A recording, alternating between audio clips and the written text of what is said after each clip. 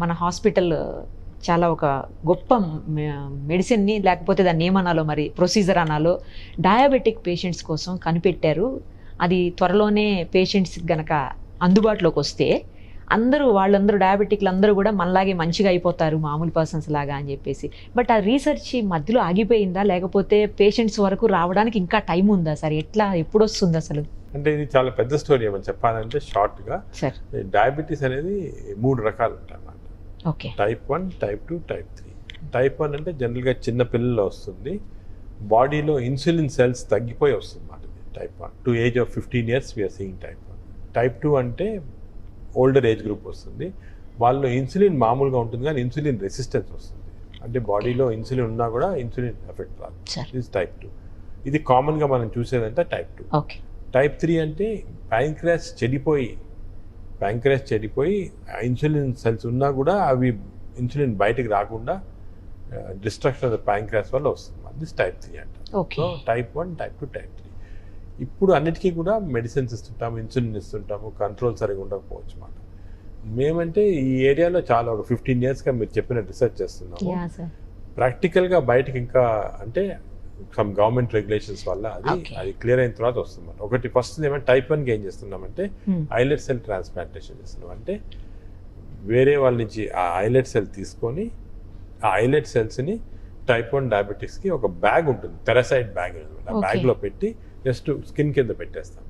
పెడితే వేరే వాళ్ళు చెల్లి ఐలెట్ సెల్స్ డిస్ట్రాయ్ కాకుండా ఇన్సులిన్ సెక్రెట్ అవుతూ ఉంటుంది అన్నమాట. ఆ బ్యాగ్ ఆల్రెడీ తయారు చేసాము. యాక్చువల్లీ ఇది బిగ్ ప్రాజెక్ట్ ఫ్రమ్ డిబిటీ అంటే డిపార్ట్మెంట్ ఆఫ్ బయోటెక్నాలజీ తోటి మేము IIT Indian institute science Bengaluru అని టైప్ చేసి తయారు చేసాము, రెడీ ఉంది. ఇంకా దీనికి యానిమల్ వర్క్ అయిపోయింది, మంకీస్లో we showed that it is very effective. పెద్ద పేపర్ పబ్లిష్ అయింది ఇంటర్నేషనల్ జర్నల్ ఆఫ్ ట్రాన్స్ప్లాంటేషన్లో చేసాం అది. సో ఈ టైప్ 1కి again we require government, because anything you're doing any research చేసి దాన్ని పాజిటివ్గా ఉండాలంటే గవర్నమెంట్ పర్మిషన్ వచ్చిన తర్వాత అది we're going through that process. That is type. Type 2కి ఏమంటే it is not insulin deficiency, insulin resistance. బాడీలో ఇన్సులిన్ రెసిస్టెన్స్ వస్తుంది అన్నమాట. అది ఇన్సులిన్ రెసిస్టెన్స్ ఎందుకు వస్తుంది మనకి చాలా తెలియదు. రీసెంట్గా చాలా రీసెర్చ్ వల్ల ఏం తెలిసిందంటే డియోడినం అంటే చిన్న ప్రేగులో ఒక ప్రోటీన్ సెక్రీట్ అవుతుంది. ఆ ప్రోటీన్ సెక్రీషన్ వల్ల that is creating insulin resistance బాడీలో అంతా. సో దానికి ఏం చేస్తామంటే ఎండోస్కోపీ ద్వారా ట్రీట్మెంట్ చేయొచ్చు అన్నమాట. అది ఏం చేసాం ఫస్ట్ మేము ఏం చేసామంటే అగైన్ ఒక యుఎస్ కంపెనీతో రీసెర్చ్ చేసి వీ ఫౌండ్ ఎ ట్యూబ్. ఆ ట్యూబ్ స్టమక్ నుంచి చిన్న ప్రేగులకి బైపాస్ చేసుకుంటే కిందకి వెళ్ళిపోతుంది. సో ఫుడ్ వెళ్ళి ఆ ఇన్సులిన్ రెసిస్టెంట్ ఫ్యాక్టర్ని స్టిమ్యులేట్ చేయకుండా. బట్ ఈ ట్యూబ్ అనేది ఓన్లీ 6 months పెట్టచ్చు, మళ్ళీ తీయాలి. సో అది కాకుండా మోర్ పర్మనెంట్ మెథడ్ ఏమంటే డిఎంఆర్ అని వచ్చింది, అంటే డియోడినల్ మ్యూకోజల్ రీసర్ఫేసింగ్. ఎండోస్కోపీ ద్వారా మేము ఇంటెస్టైన్ చిన్న ప్రేగులకి వెళ్ళి ఆ చిన్న ప్రేగుల్ని లేజర్ ద్వారా కానీ హీట్ ద్వారా కానీ దాన్ని చేంజ్ చేస్తాం. కంప్లీట్ చేంజ్ చేస్తే ఆ insulin resistance factor it won't be secreted, diabetes control అయిపోతుంది. ఇది కూడా టెక్నిక్ కాబట్టి, టెక్నాలజీ కాబట్టి గవర్నమెంట్ పర్మిషన్ ఇస్ అది కూడా వర్క్ జరుగుతుంది. ఇవన్నీ చేసిన తర్వాత what we found is that ఇమీడియట్గా ఇన్సులిన్ కానీ లేకపోతే టాబ్లెట్స్ కానీ కంప్లీట్గా తగ్గిపోతాయి. వేసుకోవాల్సిన అవసరం ఉండదు. అది థర్డ్ టైప్ 3 చెప్పాక. టైప్ 3కి ఏమంటే ఈ ప్యాంక్రియాస్ చెడిపోయిన వాళ్ళకి ఆ ప్యాంక్రియాటిక్ సెల్స్ తీసి సెపరేట్ చేసి మా దగ్గర రికార్డీ సెల్ సెపరేటర్ ఉంది. అది ఇండియాలో యాక్చువల్లీ ఏషియాలో ఓన్లీ మెషిన్ ఇక్కడ మా దగ్గర రికార్డీ సెల్ సెపరేటర్ అని ఉంది.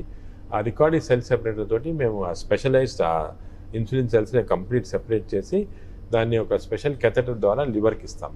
ఇస్తే లివర్ ఇవన్నీ టెక్నిక్ చెప్పేవన్నీ కూడా మేము స్టడీ చేసాము. కానీ ఈ లాస్ట్ మాత్రం ఆల్రెడీ పేషెంట్స్ చేసి సక్సెస్ అయింది.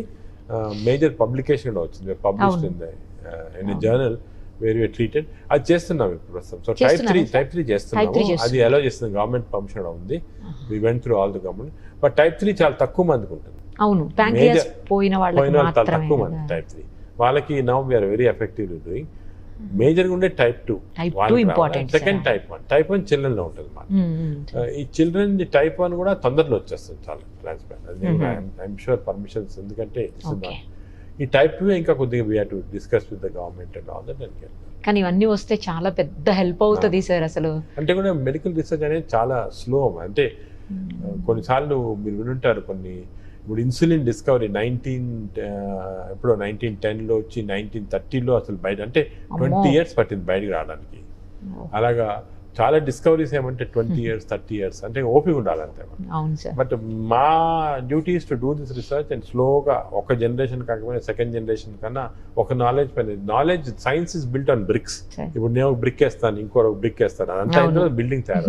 Building maybe after 10, 15, 20 years, but అప్పటికన్నా వస్తుంది. డయాబెటిక్ కి రోజు కోట్లాది రూపాయలు డ్రగ్స్ అవసరం ఉంటుంది సార్. డ్రగ్స్ కంపెనీస్ నుంచి ఏమన్నా ప్రాబ్లం అవుతుందా సార్ ఇలాంటి రీసెర్చ్ చేసేటప్పుడు? అంటే మీకని కాదు, నార్మల్ గా కూడా కొంతమంది ఎవరో అంటున్నారు. అలాగని కాదు, కాంపిటీషన్ ఉంటుంది, different companies different techniques competition ఉంటుంది. బట్ అటువంటిది we don't, scientist we don't say any of those things. Scientist గా we do only what is good for science. Sir ఒకటి ఫైనల్ ఒకటి చెప్పండి సార్, ఇప్పుడు కోవిడ్ నుంచి బయటపడిపోయిన తర్వాత పోస్ట్ కోవిడ్ సంబంధించిన చాలా రకాలైనటువంటి జబ్బులు వస్తున్నాయంట. పోస్ట్ కోవిడ్ అంటారు. పోస్ట్ కోవిడ్ అది ఏమేమి వస్తున్నాయి సార్? వాటిని ఎలా తగ్గించుకోవాలి, ఏం చేయాలి? పోస్ట్ కోవిడ్ అనేది లాంగ్ కోవిడ్ అంటారు. ఇది ఒక ఇంట్రెస్టింగ్, ఒక ఈ కోవిడ్ ఫస్ట్లో వచ్చినప్పుడు ఒక జాపనీస్ సైంటిస్ట్ ఇషావో అని, హీ హెస్ ఫౌండ్ దట్ బాడీలో కోవిడ్ వచ్చిన వాళ్ళకి 83 ఆటో ఇమ్యూన్ యాంటీబాడీ, అంటే మన బాడీ అగేన్స్ట్గా యాంటీబాడీస్ 83 డిఫరెంట్ టైప్స్ వస్తాయి. ఓకే, 83 రకాలైన యాంటీబాడీస్ తయారవుతున్నాయి. అంటే థైరాయిడ్కి, స్టమక్కి, లంగ్స్కి, అన్నిటి కూడా బాడీ, అంటే బాడీ ఇమ్యూన్ సిస్టము ట్రిక్ అయిపోయి it is thinking this virus is lungs, virus is thyroid అని యాంటీబాడీ ప్రొడ్యూస్ చేసుకుంటూ వెళ్ళిపోతాం అనమాట. దానివల్ల ఒకటి పోస్ట్ కోవిడ్ అనేది. అదేవిధంగా లంగ్లో ఫైబ్రోస్ వచ్చేసి లంగ్ గట్టి పడిపోయి బ్రీతింగ్ ట్రబుల్ వచ్చి చాలా మందికి ఆక్సిజన్ నెలలు సంవత్సరాలు తీసుకుంటా ఉండాలి, సప్లై ఇవ్వాల్సి వస్తుంది, అలా వస్తుంది. అదేవిధంగా ప్యాన్క్రియాస్ ఐలెట్ సెల్, మనం మాట్లాడే ఐలెట్ సెల్ కి వైరస్ వెళ్ళి డ్యామేజ్ చేసి డయాబెటీస్ లాగా పడుతుంది. ఇక కంటిన్యూ అవుతుంది సార్ డయాబెటీస్. కంటిన్యూ అలాగే డిఫరెంట్ అటాక్స్ వస్తాయి అనమాట. పోస్ట్ కోవిడ్ అనేది ఒక 5% పీపుల్లో చూస్తున్నాము. Arthritis, rheumatoid arthritis, lung infections, diabetes, చాలా మందికి మెమరీ తగ్గిపోవటము, డల్నెస్ ఉండటము, కొంచెము హేజీనెస్ రావటము, జనరల్ మయాలజియస్ పెయిన్స్ రావటం, ఇవి చాలా కామన్గా వస్తున్నాయి అన్నమాట.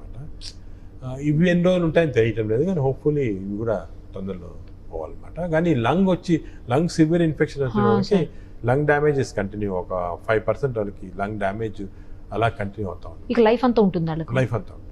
అది కంట్రోల్ కాదా సార్? నార్మల్ స్టేజ్కి రాలేవా లంగ్స్? మళ్ళీ ఒక్కసారి లంగ్ లో ఫైబ్రోస్ వస్తే నార్మల్ స్టేజ్ రాదు, లంగ్ ట్రాన్స్ప్లాంటేషన్ వల్లే వస్తుంది.